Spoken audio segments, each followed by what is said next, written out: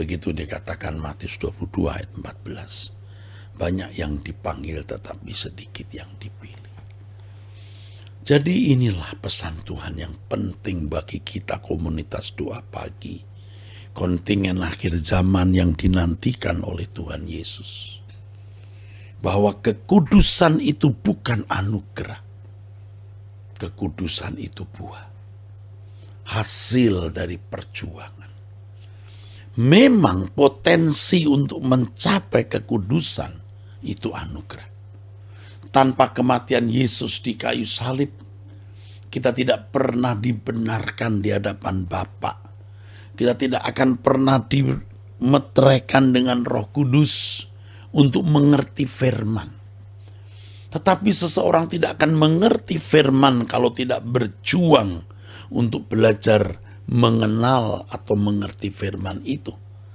Dan untuk itu kalau seseorang masih mencintai dunia, atau dalam kalimat di Lukas pasal 16 ayat 11, masih tidak setia dalam hal mamon yang tidak jujur, ia tidak akan dapat, saudaraku, mengerti kebenaran.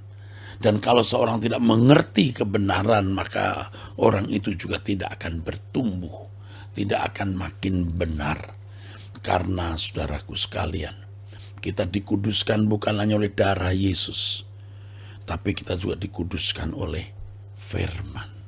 Seperti yang dikatakan dalam Yohanes pasal 17, ucapan Tuhan Yesus dalam doanya, kuduskan mereka dalam kebenaran.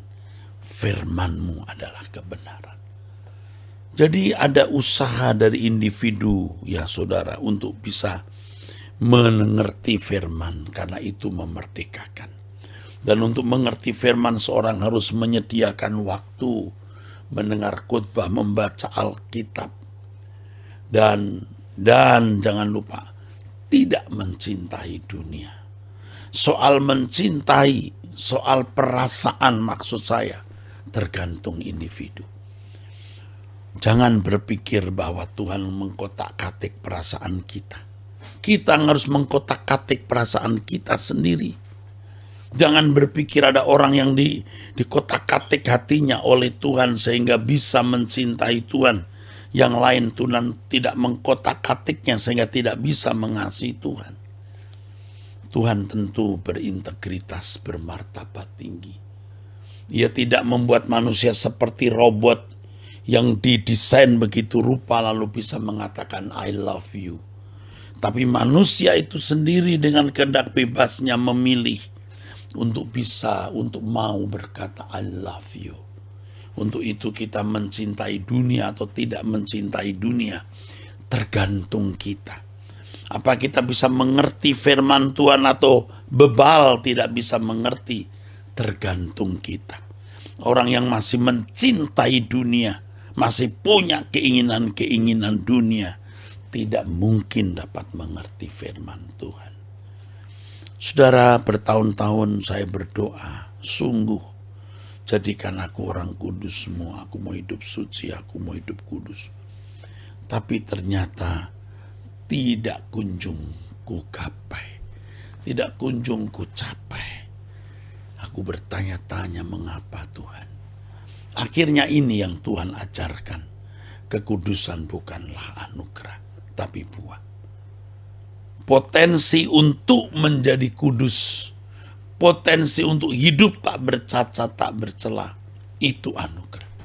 Potensi itu diberikan. Tetapi apakah kita menggunakan potensi itu untuk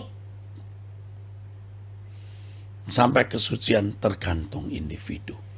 Tapi tadi saya paralelkan ya dengan kita sampai ke surga itu bukan anugerah, itu buah. Usaha kita yang terus-menerus dalam pimpinan Roh Kudus. Tapi potensi untuk ke sana itu anugerah.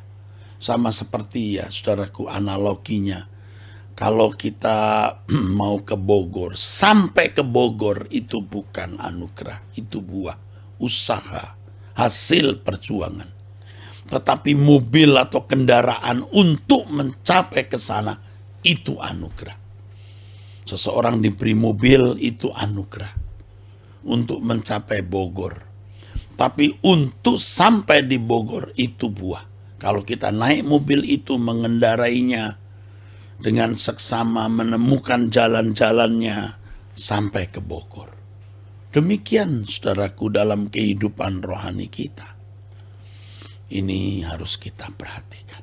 Jadi kita bisa optimis hidup suci kalau kita per detik, per menit, per jam serius menjaga hati kita. Jangan beralih kepada dunia. Jangan beralih pada percintaan dunia. Biarlah kesenangan kita arahkan ke Tuhan. Itu tergantung diri kita. Kita mau pasang parabola hati kita ke kerajaan surga, ke Tuhan atau ke dunia. Tergantung individu. Jadi kita bisa optimis hidup suci kalau kita per detik, per menit, per jam serius menjaga hati kita. Jangan beralih kepada dunia. Jangan beralih pada percintaan dunia. Biarlah kesenangan kita arahkan ke Tuhan.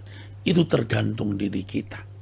Kita mau pasang parabola hati kita ke kerajaan surga, ke Tuhan atau ke dunia. Tergantung individu. Jangan menunggu menjadi suci, tapi berjuanglah mulai saat ini. Jangan bermimpi masuk surga, tapi buatlah upaya untuk mencapai surga dari detik ke detik, dari menit ke menit, dari waktu ke waktu.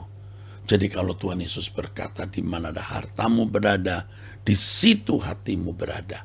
Dalam konteks ketika Tuhan Yesus berkata, kumpulkan harta di surga.